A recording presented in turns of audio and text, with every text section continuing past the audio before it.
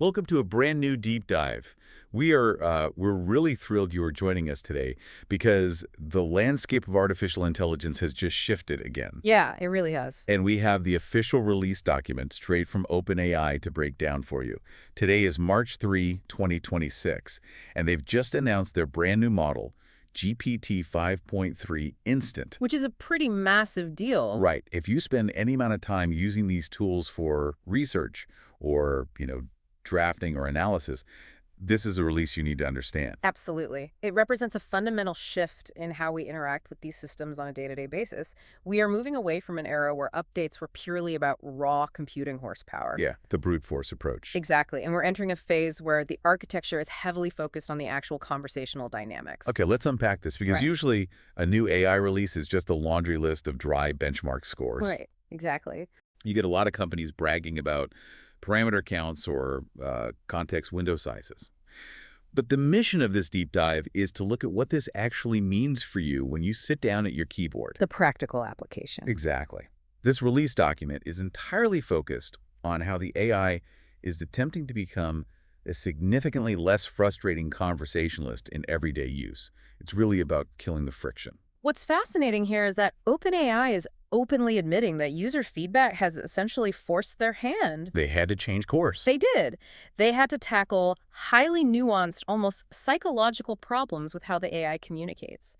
They're looking at tone, relevance, and conversational flow. Soft skills, basically. Right. These are the intangible things that don't easily show up on a standardized coding benchmark. But they dictate whether a tool feels incredibly helpful to you or incredibly annoying. And I am so curious to see how they actually measure and improve something as subjective as annoying. That's not easy. Let's start with what might be the most relatable part of this update, which is the end of what OpenAI is calling preachy AI. Oh, yeah. We've all run into this with older models like GPT-5.2 Instant. It acts less like a helpful assistant and more like a highly anxious, overprotective parent. The document provides a very revealing example of this exact problem. It's centered around the system's overly aggressive safety refusals. Tell me about it. So, a user submitted a prompt asking for help with trajectory calculations for a really long-distance archery scenario. Which is a totally valid everyday physics and math question. It is, but GPT 5.2 Instant completely refused to help them calculate a path to a real target. Of course it did. It delivered this moralizing, defensive lecture on safety. It literally bolded the text in its response, stating, "I can't help with calculations aimed at accurately hitting a real target." That is so frustrating. It essentially offered to provide fictional numbers or pretend the scenario was for a video game, deliberately keeping the information non-actionable. So it treated a request for applied physics as a massive safety violation. Pretty much. I'm always a bit skeptical when tech companies claim they've perfectly calibrated their safety filters. So how does GPT 5.3 Instant handle that exact same prompt? It's a night and day difference. Does it actually give you the math, or does it just wave away the danger and give a vague summary? It completely strips away the overly defensive preamble. GPT 5.3 recognizes that calculating the trajectory of an arrow is not an inherent danger requiring a lecture. Finally. It drops the moralizing and jumps straight into the physics. And the level of detail it immediately asks for is striking. It acts like a true ballistics expert. What does it ask for? It immediately asks the user for the draw weight of the bow, specifically noting a realistic range of 40 to 70 pounds. It asks for the arrow mass. Wow, it really gets into the weeds. Yeah, and it asks for the approximate arrow speed. It even helpfully provides context, noting that a typical hunting bow shoots at about 250 to 320 feet per second. It's actively trying to build a functional mathematical model based on real-world constraints. Does it follow through with the actual calculation and the example output?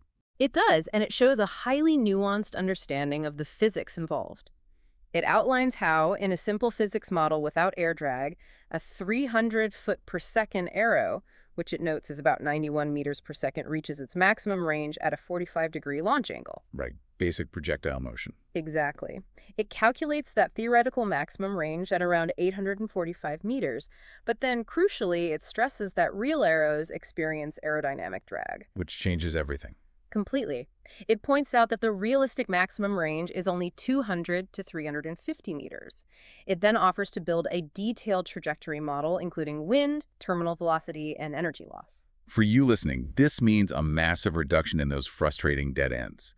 Zero moralizing preambles when you just need straightforward facts. Exactly. You don't have to spend your time engineering a prompt to convince the AI that you aren't a supervillain just to get a physics equation. It shows a real maturity in the safety protocols.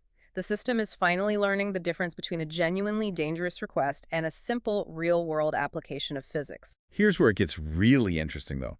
Moving past what the AI refuses to say, we have to look at how it handles the information it is actively searching for. The contextual upgrades. Yes, the document highlights a massive upgrade in contextual intelligence, specifically when it's pulling real-time data from the web. We are seeing a major shift from the model merely spitting out a list of web links to actively synthesizing the information it finds. It's doing the heavy lifting. Right. GPT 5.3 is now much better at recognizing the underlying subtext of your question. To illustrate this, the source document uses a great prompt about baseball. The user asks, what was the biggest signing of the 2025-26 baseball offseason, and why does it matter for baseball's longer-term outlook? It's a great test case. Now, any AI connected to the web can search the news, but the way these two models answer this shows a massive gap in comprehension. The contrast is stark. GPT 5.2 Instant searched its data and confidently stated that the biggest signing was Juan Soto going to the New York Mets. Which was huge, but... Right. To be fair to the older model, that was a massive historic deal. But it was old news. That happened in the previous era, the prior offseason. Missed the timeline completely. It completely failed to accurately capture the 2025-26 window the user specifically asked about. It likely indexed heavily on the historical weight and media coverage of the Soto deal and just ignored the temporal constraint of the prompt. That's exactly what happened. So how did GPT 5.3 Instant handle it? GPT 5.3 identifies the actual defining move of the 2025-26 winter. It points to Kyle Tucker signing with the Los Angeles Dodgers. Nailed it. And it brings the specific financial receipts. It details the contract as 4 years and $240 million, which breaks down to a $60 million average annual value, or AAV. So it's pulling the correct financial data and the correct player. But how does it connect Kyle Tucker's contract to the actual state of the sport? Because the prompt specifically asks why it matters for the longer-term outlook. If we connect this to the bigger picture, that's where the leap in contextual intelligence happens. GPT 5.3 didn't just state the contract terms. It synthesized why this specific deal alters baseball's future. It provided analysis. Yes. It highlighted the structural shift in the league towards shorter, ultra-high AAV contracts. Instead of a player locking in for 10 or 12 years, they are taking massive money over 4 years. Which keeps elite players re-entering free agency sooner. Exactly. It's analyzing market dynamics, not just reading a sports ticker. It also correctly identified the trend of talent concentration. Elite players are increasingly flowing toward a handful of mega revenue teams like the Dodgers, who have massive local TV revenue and global brands to support these massive payrolls. And it brought it all back to the labor politics. It did. It pointed out that this competitive imbalance, this widening gap between perennial contenders and mid-market development teams, is a looming flashpoint for the next collective bargaining agreement, or CBA. It basically interpreted the prompt to mean, give me the economic and political subtext of this sports news. It understands why you are asking the question, not just what you are asking. It acts like a high-level sports economist handing you a curated briefing. It represents the difference between a search engine and an analytical partner. For you, the listener, the takeaway here is how this changes your workflow. You aren't getting a pile of loose facts that you have to stitch together yourself. Saving you that cognitive load. Exactly. It saves you from having to figure out why a piece of data actually matters.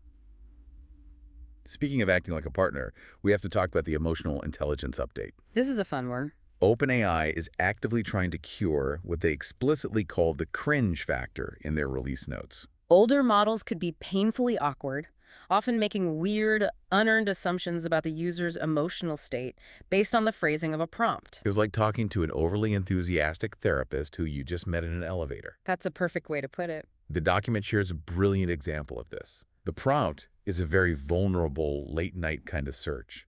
The user types, "Why can't I find love in San Francisco?" It's a deeply human question, and it's the kind of query where tone is everything. GPT 5.2 Instant response in the most predictably therapeutic, overly familiar way possible. The document shares the exact opening line it gave. It said, first of all, you're not broken, and it's not just you. which immediately assumes the user is in a state of crisis. Mhm. It takes on this unearned intimacy that borders on patronizing. Seriously, if I'm asking about dating demographics, I don't need the software to stroke my hair and tell me I'm valid. I want an actual answer. Right. How does GPT 5.3 navigate that without sounding like a robot? It handles this by completely dropping that fake empathy and respecting your intelligence. Instead of offering a virtual hug, it offers a sharp structural breakdown of the city's unique sociological quirks. It analyzes the environment of San Francisco itself. Exactly. The breakdown it gives is so accurate it almost hurts. Mhm. It talks about the perpetual optimization culture. The idea that people in that specific city treat dating like a startup pivot, always evaluating, iterating, and looking for the next best thing, making them reluctant to commit early. It also highlights the transient nature of the population. People moving for tech jobs, staying for a year or two, and planning to leave. The constant turnover. Right. It points out the hesitation that creates. Why invest deeply if one or both of you might move soon? And it brings up the paradox of high standards. All of the high standards. In a city full of high-earning, elite-educated, highly independent people, nobody strictly needs a partner for survival, which means relationships have to be genuinely spectacular to justify the effort. It even touches on how the apps function in that specific ecosystem, leading to endless chatting and normalized ghosting. It's a brilliant clinical breakdown of the dating market that validates the user's frustration through facts rather than through empty platitudes. This is exactly what users are looking for, a tool that adapts to their needs without talking down to them. Now, the document also notes that the ability to adjust the model's warmth and enthusiasm remains in the settings. This means you get to dictate the nature of the relationship. You're in control. Exactly. If you want it to be warm and encouraging, you can set it that way. But the baseline default is no longer going to treat you like a fragile patient. It's giving this incredibly specific, almost clinical breakdown of a city's culture. But when an AI starts sounding that confident, giving you this highly articulate sociological analysis, it raises a big question. Hallucinations. Yes. Is it actually grounded in reality, or is it just generating very persuasive fiction? We're all familiar with hallucinations. Did OpenAI provide any hard data on whether this model is actually more reliable or just better at sounding smart? They did. The document grounds these conversational improvements in hard, measurable facts regarding reliability. OpenAI ran 2 specific internal evaluations to measure accuracy and the reduction of hallucinations across the new architecture. Are they measuring general trivia, or are they testing it on complex queries? They segmented the testing. First, they looked at high-stakes domains: medicine, law, and finance. The areas where you really can't afford a mistake. Exactly. These are areas where a hallucination isn't just annoying, it's potentially disastrous. In these critical areas, hallucinations dropped by 26.8% when the model was using the web to search. That's a huge drop. Even more impressively, they dropped by 19.7% when it was operating completely offline, relying entirely on its internal knowledge base. That is a significant jump in reliability for the really important stuff. Yeah. What was the second evaluation? They ran an evaluation on de-identified conversations where real users had actively flagged factual errors in the past. Tough cases. Right. These are the edge cases that are notoriously hallucination-prone. The really weird or highly specific prompts that break the model's logic. On those highly difficult user-flagged errors, hallucinations dropped by 22.5% with web access and 9.6% without. Wow. Across the board, the factual grounding of the model is significantly tighter. But, and this is a crucial question for anyone who uses this for drafting or brainstorming, does this improved rigid accuracy kill the AI's creativity? It's a valid concern. Usually when you tighten the model's parameters to prevent hallucinations, the writing becomes incredibly sterile. It reads like a compliance manual. The release notes anticipate that exact concern. They provided a creative writing example to prove that the AI hasn't just become a dry calculator. Ah, the poetry prompt. Yes. The user asks the AI to write a short poem that makes an emotional impact, specifically about a mailman in Philadelphia making his last rounds on the day he retires. It's a fantastic test to compare the two models because it requires a balance of narrative structure and emotional resonance. How did the older model do? GPT-5.2 Instant wrote a perfectly fine poem, but it was very abstract. It relied heavily on generalized sentiment. It used phrases like the tenderness of leaving, a life built one small delivery at a time. It tells you how to feel rather than showing you. It feels very algorithmic. like it's calculating what a human might find sad and assembling those words. But the GPT 5.3 Instant version is entirely different. It builds the emotion purely through lived-in specific details. The imagery is great. Let me quote some of the imagery from the source. It describes the mailman knowing the one with the chipped blue rail. It places the scene on a specific named street. On Mercer Street, a woman waves. It's so much more grounded. It doesn't just say he delivered mail. It says for 40 years he carried births, apologies, court summons. That's the key difference right there. It is utilizing texture. Generating texture is actually quite difficult for an AI because it requires probabilistic leaps into specific nouns rather than clinging to highly probable abstract verbs. Right. GPT 5.3's ending is incredibly restrained. Instead of explaining the emotion of retirement, it focuses on the physical action of closing the final mailbox. It says, "It sounds like something gentle, ending a door that has always been there, finally quietly shut." So what does this all mean? It means the tool is finally blurring the line between a rigid data processor that spits out facts and a fluid, immersive writing partner. It has incredible range now. It does. It has the range to give you the exact draw weight of an arrow, transitioned into a highly accurate breakdown of baseball's labor politics, and then pivot to deeply resonant, textured prose without skipping a beat. This raises an important question, though. With all these glowing examples of its capabilities, what exactly isn't working yet?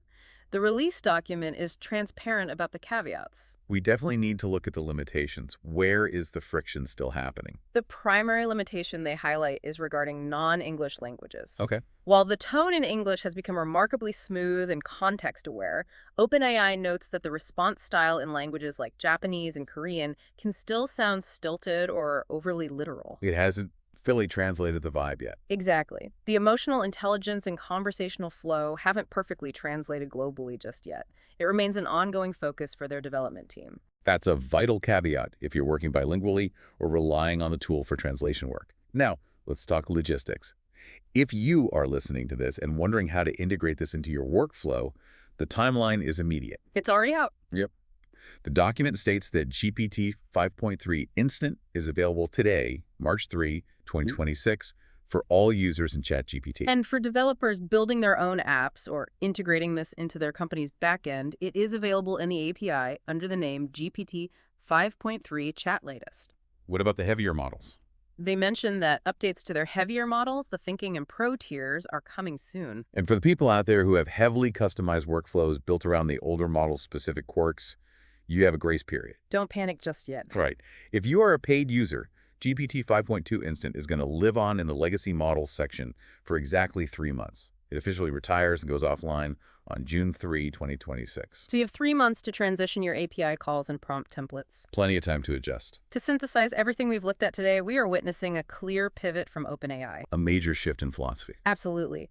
They are shifting their engineering focus away from brute force, raw horsepower, and aiming squarely at the actual human experience. They are actively killing the cringe, they are removing the preachy lectures, and they are training the model to actually understand the subtext of what you're asking, rather than just parsing the literal words. It's about making the tool fit seamlessly into your life, rather than forcing you to learn how to talk to a machine. That's the ultimate goal. Which leads me to a final, lingering thought for you to chew on today. We've just spent this entire deep dive looking at how artificial intelligence is successfully learning to strip away all its awkward conversational friction. It is learning to perfectly mimic an emotionally intelligent, concise, and context-aware partner. It's becoming the ideal listener and responder, tailored exactly to your preferences. At what point do we start expecting the actual humans in our lives to communicate this flawlessly? That is a fascinating point. If you spend all day interacting with a perfectly tuned AI that never lectures you, instantly understands your subtext, and always respects your intelligence, will interacting with this technology ruin our patience for messy, contradictory, real-world human conversations? It might make us a little less tolerant of each other. It's definitely something to think about the next time you have a frustrating chat with a coworker. Thank you so much for joining us on this deep dive. We highly encourage you to log in, fire up a prompt, and go test out these new conversational flows for yourself. Until next time.